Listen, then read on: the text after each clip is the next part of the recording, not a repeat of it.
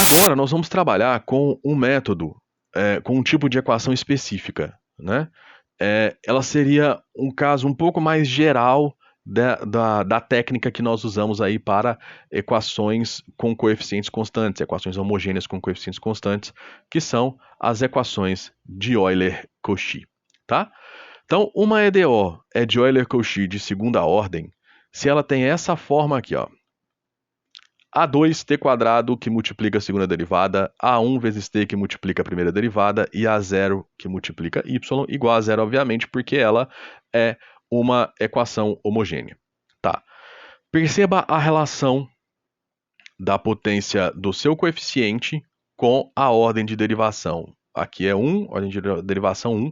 Aqui você poderia falar que tem um t elevado a zero, que é 1, né? Então, esse zero estaria aqui com a derivada zero, né? Seria isso para você tentar entender, tá? Isso que a gente chama de equação equipotente, tá bom?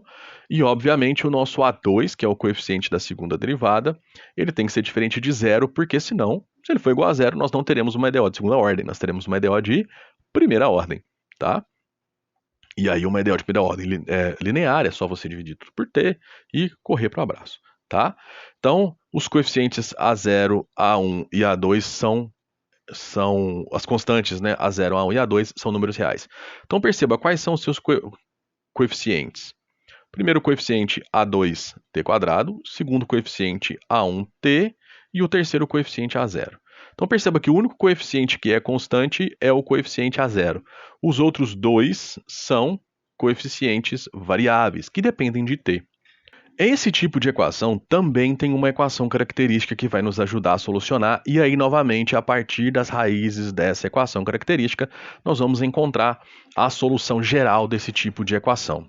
O que vai acontecer aqui? Essa equação de característica ela é um pouco diferente da equação característica que nós temos para coeficientes constantes, tá? Então, ó, como que ela é? É A2 vezes R², mesmo A2, A0 como termo independente, né, obviamente igualado a zero, mais o termo que multiplica o R, né, ou seja, a variável com potência 1, ele é A1 menos A2, ou seja, esse coeficiente menos esse coeficiente, tá? Então, não é simplesmente você fazer igual você fazia para coeficientes constantes, né? Esse coeficiente aqui que multiplica a variável R, ele é diferente. Os outros permanecem iguais, mas esse daí você tem que pegar o A1 menos o A2, tá? Então aí você tem uma equação do segundo grau que você vai resolver e vai encontrar novamente duas raízes, ou reais e diferentes, ou reais e iguais, ou complexas conjugadas, tá? Perceba o seguinte, antes de falar das soluções, perceba o seguinte, isso é importante da gente analisar. Logicamente, você tem uma equação homogênea igualada a zero.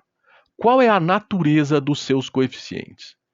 É uma natureza polinomial, certo? Então, o que você espera? Você espera que as suas soluções particulares, y1 e y2, tenha uma natureza polinomial. Por que eu estou dizendo isso?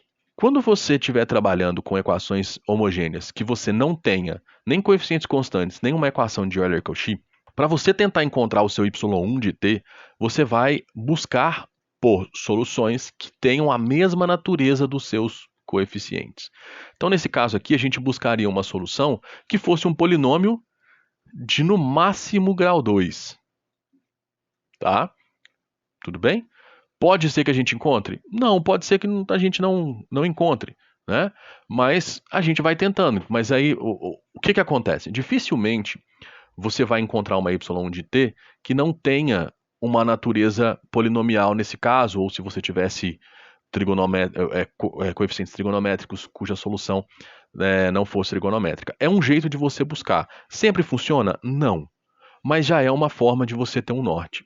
Ok, encontrei uma y1, você vai lá no nosso artigo sobre o método da redução de ordem e descobre como que a partir dessa y1 você encontra uma y2 que vai formar esse CFS. É uma fórmula, tá, gente?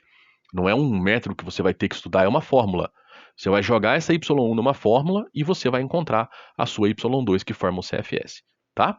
Mas nesse caso da equação de Euler-Cauchy, O que nós temos? Nós temos, então, que se você tiver na equação característica de Euler-Cauchy duas raízes reais e diferentes, então a solução geral dessa EDO vai ser C1t elevado a lambda 1 mais C2t elevado a lambda 2. Perceba que T1 elevado a lambda 1 e T2 elevado a lambda 2, que formam o seu CFS, né? Nesse caso, o seu CFS são essas duas funções,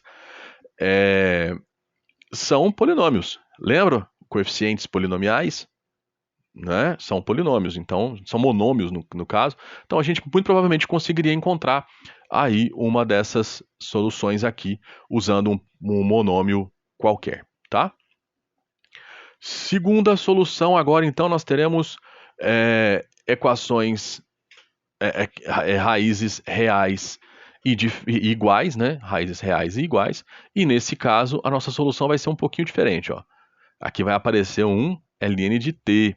Então é C1 mais C2 ln de t que multiplica t elevado a lambda, né? E o porquê que aqui está lambda? Porque eu peguei essas duas que são iguais e chamei elas de lambda, tá? Ou seja, esse t elevado a lambda está multiplicando o C1 e também o C2 ln de t. Então perceba o seguinte, se você tivesse usado a mesma ideia de achar um polinômio, de achar uma y que fosse polinomial, você muito provavelmente iria encontrar essa daqui, ó, t elevado a lambda que está multiplicado pelo C1, tá? Muito provavelmente você iria encontrar ela, né? E aí o seu método da redução de ordem te daria o t elevado a lambda vezes ln de t, tá? Logicamente, t elevado a lambda e t elevado a lambda vezes ln de t formam um CFS, né? Formam o CFS da nossa equação, tá ok? E agora, então, se a nossa equação característica da equação de Euler-Cauchy tiver duas raízes reais e complexas, onde o lambda é igual, lambda 1 e 2 é alfa mais ou menos A mais ou menos BI, né? Então a nossa solução nesse caso vai ficar um pouco mais complicada.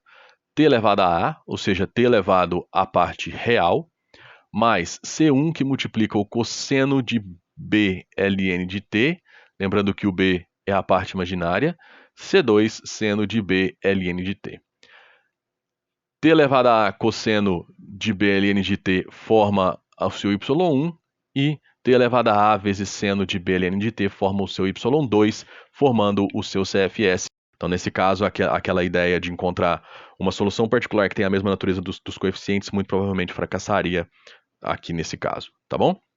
Vamos considerar então agora t quadrado que multiplica a segunda derivada, mais 5 vezes t que multiplica a primeira derivada, mais 5y igual a zero. Estou considerando aqui t maior que zero. Quando isso aqui aparece, significa o quê? Muito provavelmente vai aparecer um logaritmo, um ln, tá? Muito provavelmente vai aparecer um ln. Mas vamos lá. Expoente do t igual à ordem de derivação em todos os casos, né? Então, essa daqui é uma equação de Euler-Cauchy de grau 2. Então, agora, nós vamos solucionar usando a equação característica. Lembra? Você vai ter que fazer A1 menos A2. Então, você vai ter que fazer o R mais 4, que nesse caso, bem interessante, a gente consegue colocar aí como voltar a um trinômio quadrado perfeito, né? Que isso daí, então, é o quadrado de uma soma. R mais 2 ao quadrado, que é igual a zero. Portanto, a sua raiz, nesse caso, é menos 2, né? Então, você tem duas raízes reais e iguais, o que vai te dar, então, que y é C1 t elevado a menos 2 mais C2 ln de t vezes t elevado a menos 2.